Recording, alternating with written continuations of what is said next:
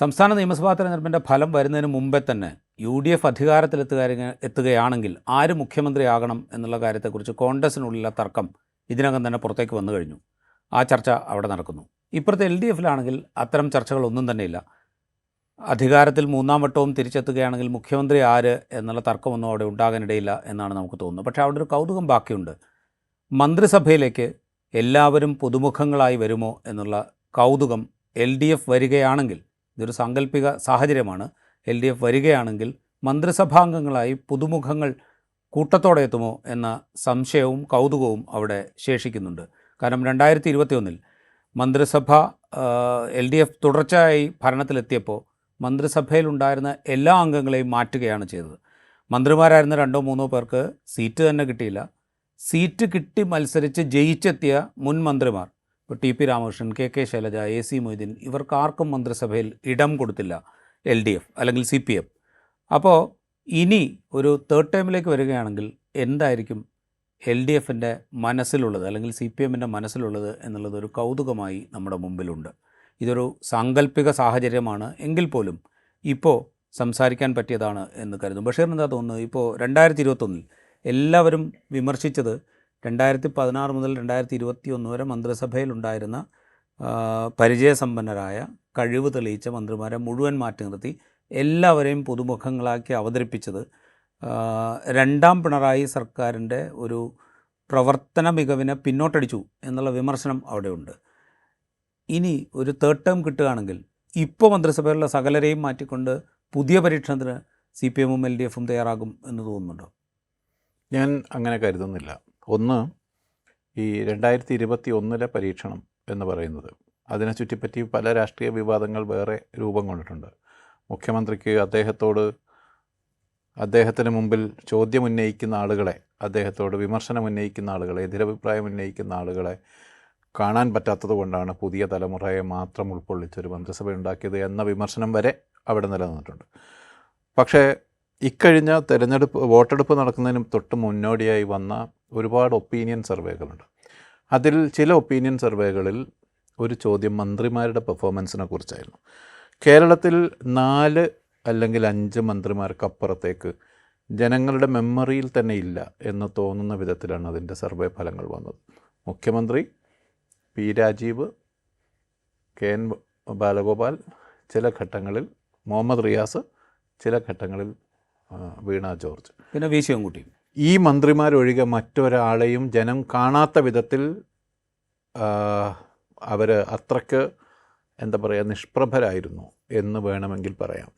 ഒരു തരത്തിലും ജനങ്ങളുടെ ചർച്ചയിലേക്ക് ആ മന്ത്രിമാരുടെ പേര് വന്നില്ല. അതിനർത്ഥം ഇക്കഴിഞ്ഞ തവണ ചെയ്ത ആ പരീക്ഷണം അത്ര വലിയ തോതിൽ ഇമ്പാക്റ്റ് ഉണ്ടാക്കിയില്ല, അല്ലെങ്കിൽ ജനങ്ങളതിനെ ഏറ്റെടുത്തില്ല എന്നാണ്. ഒരു നേതൃപരമായ വാക്വം, ഒരു ഗ്യാപ്പ് നിലനിൽക്കുന്ന വിധത്തിലാണ് യഥാർത്ഥത്തിൽ ആ പരിഷ്കാരം നടന്നത്.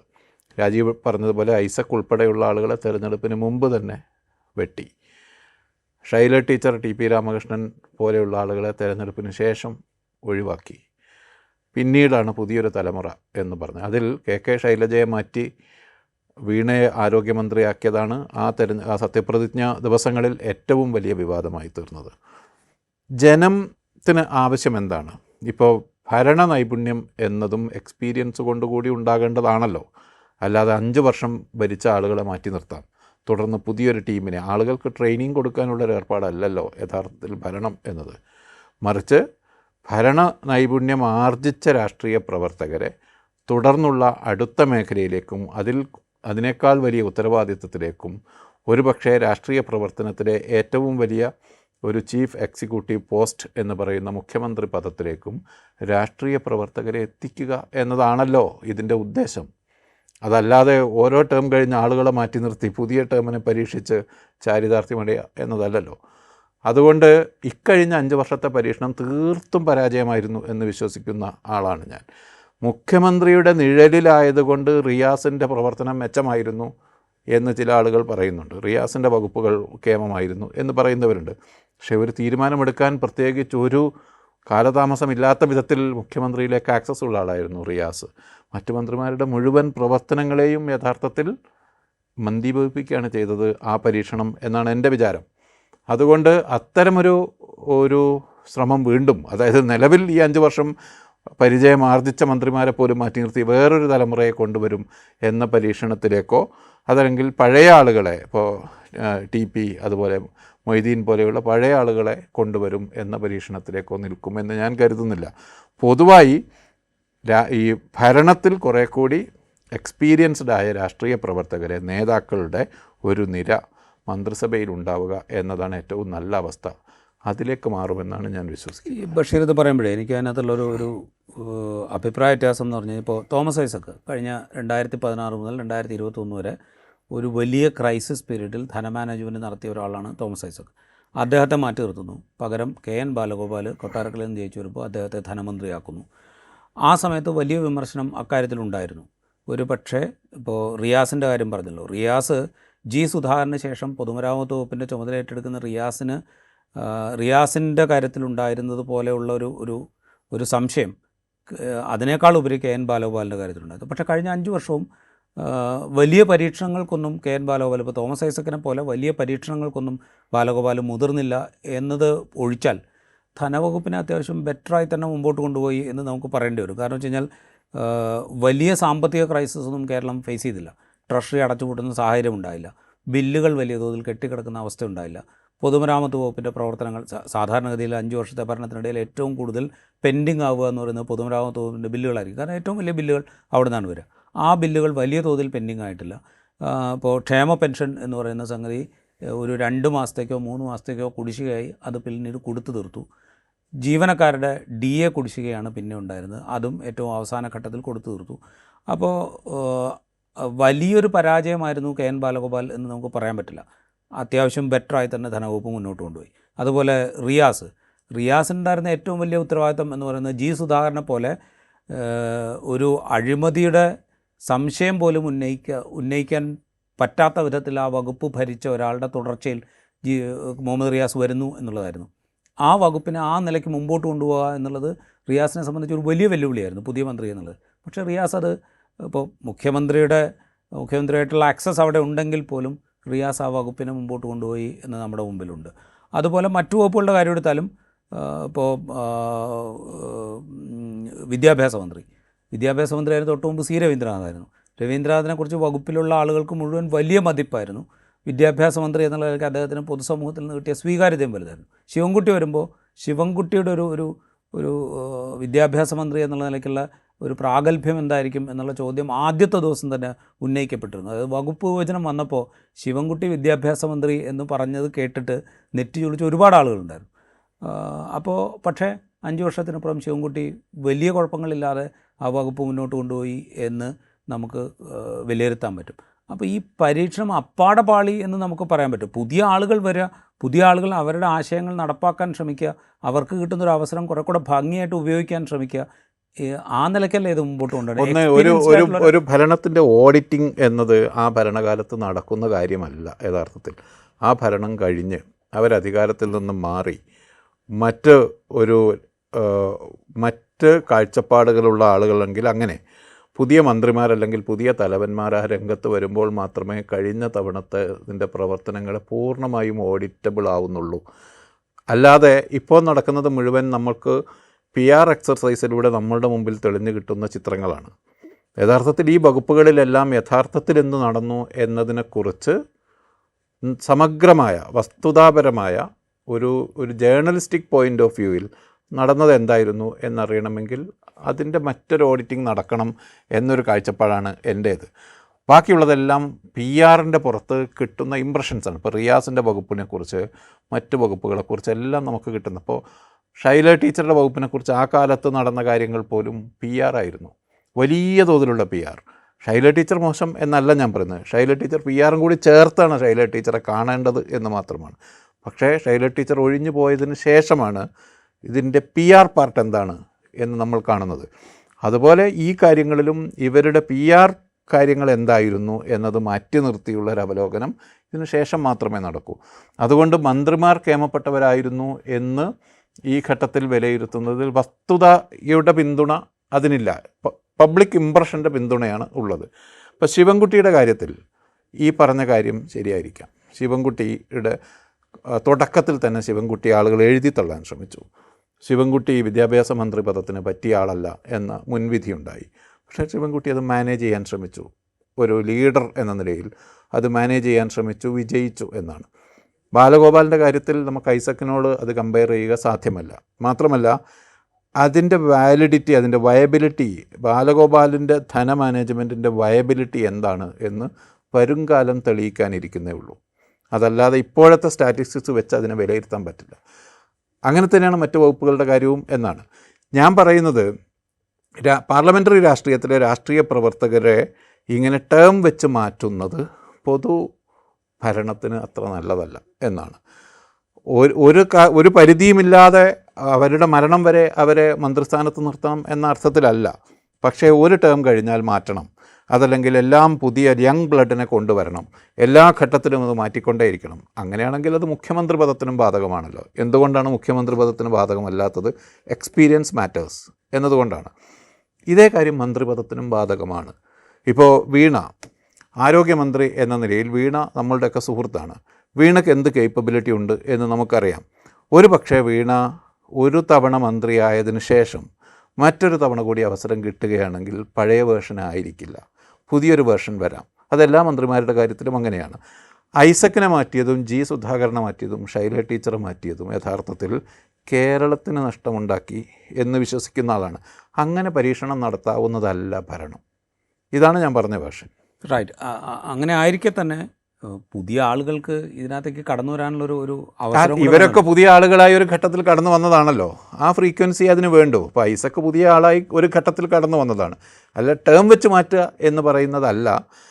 ഓരോരോ അവസരങ്ങൾ വരുമ്പോൾ, അങ്ങനെ സാഹചര്യം ഉണ്ടാകുമ്പോൾ പുതിയ നേതാക്കൾ, പുതിയ ഭരണകർത്താക്കൾ എമേർജ് ചെയ്ത് വരിക എന്ന സ്വാഭാവികമായ രീതിയാണ് നല്ലത്. അതിനകത്ത് വേറൊരു സിനാരിയോ കൂടെ ഉണ്ട്. ഇപ്പോൾ സി പി ഐ മന്ത്രിമാരെ ഉൾപ്പെടുത്തുന്ന ഘട്ടത്തിൽ സി പി ഐ മന്ത്രിമാരെ എല്ലാവരെയും മാറ്റുകയാണ് ഓരോ ടേമിലും ചെയ്യാറ്.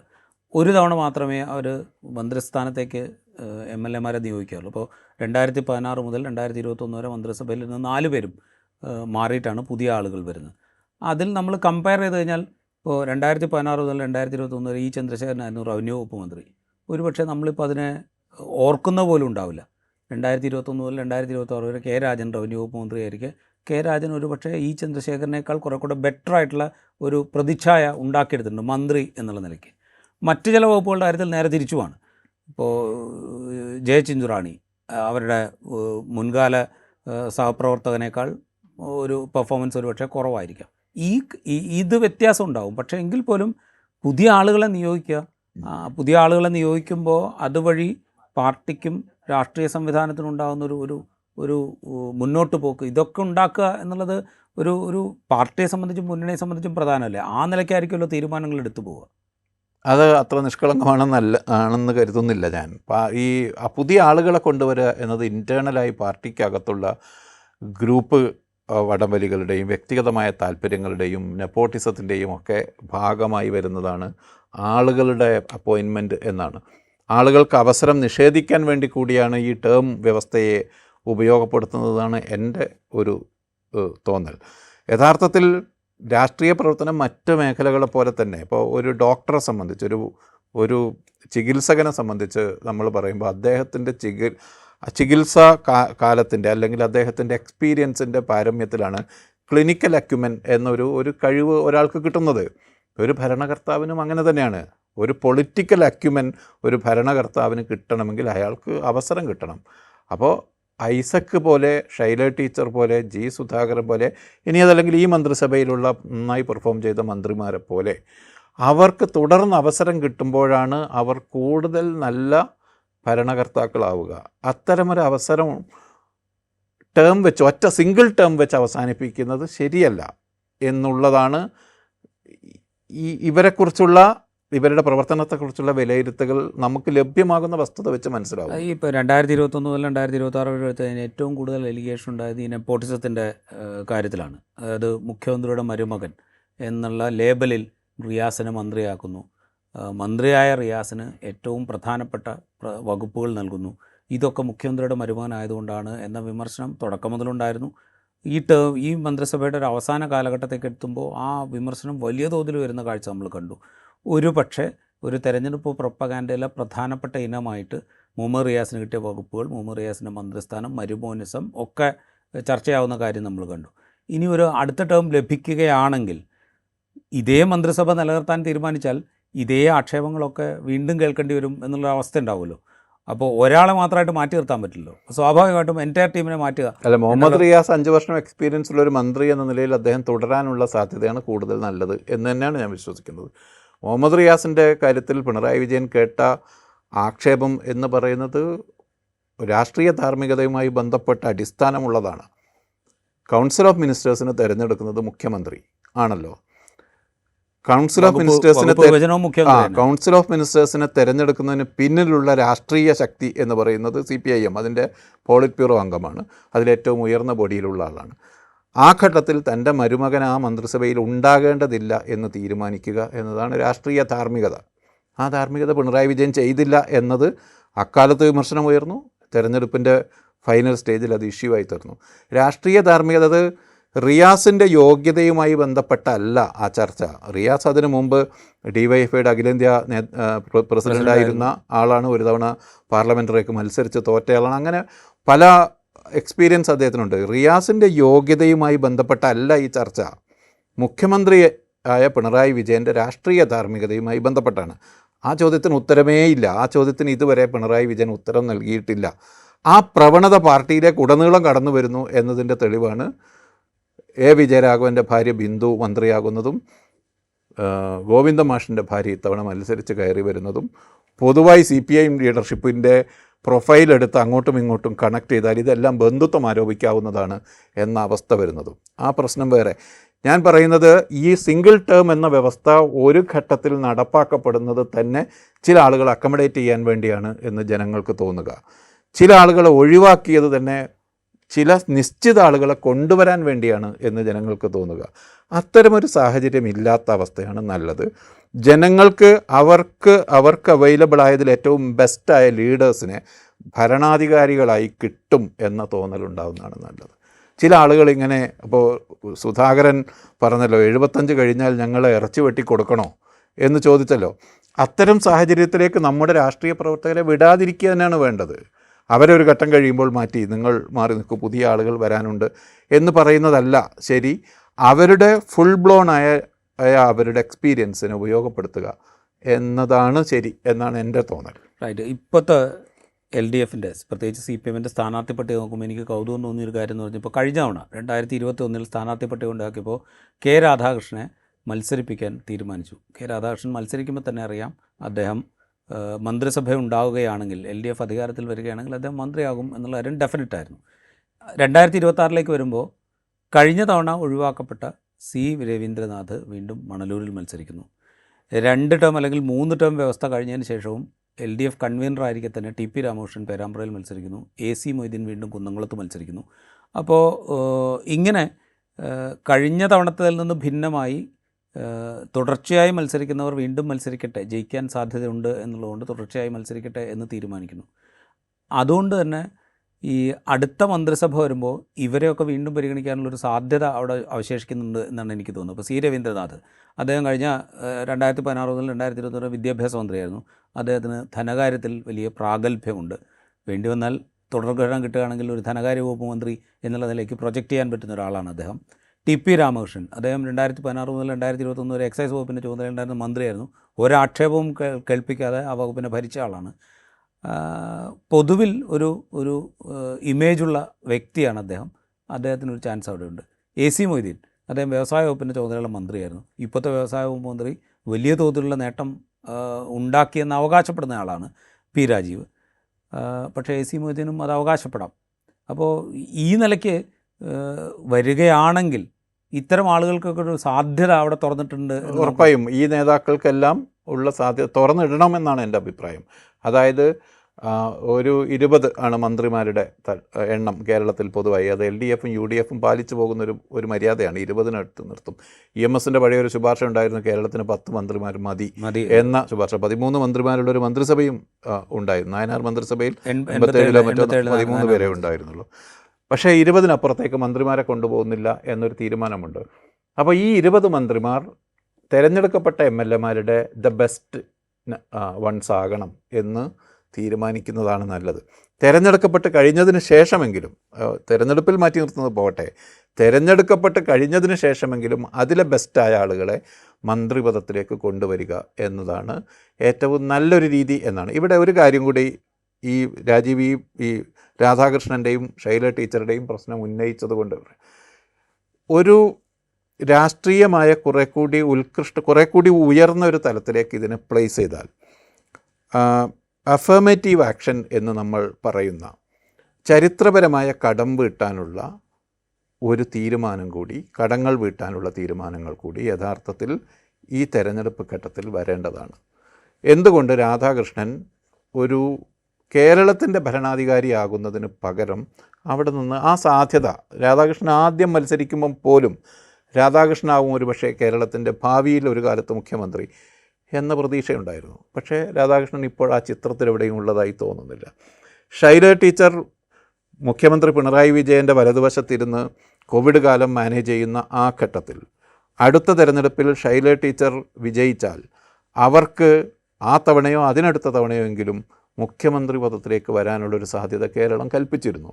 എന്തുകൊണ്ട് രാഷ്ട്രീയമായി ഇപ്പോൾ ടേം നിശ്ചയിച്ച ആളുകളെ മാറ്റി പുതിയ നിരയുണ്ടാക്കുക, അല്ലെങ്കിൽ ചിലർക്ക് അക്കമഡേഷൻ കൊടുക്കുക, ചിലർക്ക് അക്കമഡേഷൻ ഒഴിവാക്കുക എന്ന തോതിൽ ചെറിയ കാര്യങ്ങൾ ചെയ്യുന്നതിന് പകരം കേരളത്തിലെ ദളിത് സമൂഹത്തിൽ നിന്നൊരു മുഖ്യമന്ത്രി, കേരളത്തിലെ സ്ത്രീ ജനവിഭാഗത്തിൽ നിന്നൊരു മുഖ്യമന്ത്രി എന്ന തരത്തിലേക്ക് ഈ സെലക്ഷൻ, അതല്ലെങ്കിൽ ഈ പ്രയോറിറ്റി, അതല്ലെങ്കിൽ ഈ വകതിരിച്ച് മുന്നോട്ട് കൊണ്ടുപോവുക എന്ന പ്രക്രിയ എന്തുകൊണ്ട് നടക്കുന്നില്ല എന്നതാണ് കൂടുതൽ പ്രധാനപ്പെട്ട ചോദ്യം എന്നാണ് എനിക്ക് തോന്നുന്നത്. അതുതന്നെയാണ് പ്രധാനപ്പെട്ട ചോദ്യം. കാരണം വെച്ച് കഴിഞ്ഞാൽ ഒരു 2 ടേം വ്യവസ്ഥ വയ്ക്കുമ്പോൾ അത് മുഖ്യമന്ത്രിക്ക് ബാധകമാണ്. തുടർച്ചയായി ജയിച്ചു വരുന്ന ഷുവറായിട്ടുള്ള മണ്ഡലങ്ങളിൽ നിന്ന് എം എൽ എമാരായിരിക്കുന്നവരെ മാറ്റാൻ തീരുമാനിക്കുമ്പോൾ, ഇപ്പോൾ തലശ്ശേരിയിൽ നിന്ന് മാറ്റി, അല്ലെങ്കിൽ സ്ഥിരമായി ജയിച്ചു വരുന്ന തളിപ്പറമ്പിൽ നിന്ന് മാറ്റുന്നു, അല്ലെങ്കിൽ മട്ടന്നൂരിൽ നിന്ന് മാറ്റുന്നു, ഇതൊക്കെ തുടർച്ചയായി ജയിച്ചു വരുന്ന, ഉറപ്പായി ജയിക്കും എന്ന് പറയുന്ന മണ്ഡലങ്ങളിൽ നിന്ന് മാറ്റുന്നു എന്നാണ് പറയുന്നത്. ഇതേ വ്യവസ്ഥ സത്യം പറഞ്ഞാൽ മുഖ്യമന്ത്രിക്കും ബാധകമാണ്. കാരണം ധർമ്മടം CPM ഷുവറായി ജയിച്ചു വരാൻ പറ്റുന്നൊരു മണ്ഡലമാണ്. അവിടെ 2 ടേമായിട്ട് മുഖ്യമന്ത്രി മത്സരിക്കുന്നു, ജയിക്കുന്നു, അദ്ദേഹം വീണ്ടും അവിടെ തന്നെ മത്സരിക്കുന്നു, പ്രൊജക്റ്റ് ചെയ്യപ്പെടുന്നതും അദ്ദേഹം മുഖ്യമന്ത്രിയാകും എന്നുള്ള മട്ടിൽ തന്നെയാണ്. പകരം ഒരു നേതാവിനെ മുഖ്യമന്ത്രി സ്ഥാനത്തേക്ക് CPM-നോ LDF-നോ പ്രൊജക്റ്റ് ചെയ്യാൻ പോലും കഴിയുന്നില്ല എന്നുള്ള ഒരു അതാണ് ഈ പരീക്ഷണത്തിൻ്റെ ആത്യന്തികമായ ഫലം. മുഖ്യമന്ത്രിയുടെ ഫോട്ടോ അല്ലാതെ മറ്റൊരാളുടെ ഫോട്ടോ വെക്കാൻ കഴിയുന്നില്ല, എന്ത് കാരണം കൊണ്ടായാലും. അതല്ലെങ്കിൽ അദ്ദേഹത്തിന് ശേഷം ഒരാൾ ഇന്നയാൾ മുഖ്യമന്ത്രിയാകാൻ സാധ്യതയുണ്ട് എന്നൊരു പ്രതീതി ജനങ്ങൾക്ക് കൊടുക്കാൻ പോലും കഴിയാത്ത വിധത്തിൽ കേരളത്തിലെ മുതിർന്ന നേതാക്കളെ നേരത്തെ തന്നെ കൊന്നു കഴിഞ്ഞിരിക്കുന്നു. അതാണ് ഈ പരീക്ഷണത്തിൻ്റെ ആത്യന്തികമായ ഫലം. അതായത് ഈ ടേം വ്യവസ്ഥ എന്നുള്ളത് വയ്ക്കുന്നത് വഴി പുതിയ ഒരു നേതൃതലത്തിലേക്ക് ഉയർന്നു വരാൻ സാധ്യതയില്ല. അതൊരു പൊളിറ്റിക്കൽ പ്രോസസ്സിൻ്റെ നല്ല രൂപമല്ല യഥാർത്ഥത്തിൽ. അത് ചില ആളുകളുടെ, നെപ്പോട്ടിസം എന്ന വാക്ക് ഉപേക്ഷിച്ചേക്കൂ, ചില ആളുകളുടെ കാഴ്ചപ്പാട്, ഇന്ന ആളുകളൊക്കെ വരണം എന്ന കാഴ്ചപ്പാട് നടപ്പാക്കാൻ വേണ്ടി ചെയ്യുന്നതാണ്. അതിനപ്പുറത്ത് നിഷ്കളങ്കമായി ഇതെല്ലാം യുവരക്തത്തെ കൊണ്ടുവരാനുള്ള എഫർട്ടാണ് എന്ന മട്ടിൽ നമ്മളതിനെ കാണുന്നത് യഥാർത്ഥത്തിൽ അത്രമാത്രം മികച്ചതല്ല നമ്മുടെ രാഷ്ട്രീയം എന്ന് മനസ്സിലാക്കണം എന്നേ ഉള്ളൂ.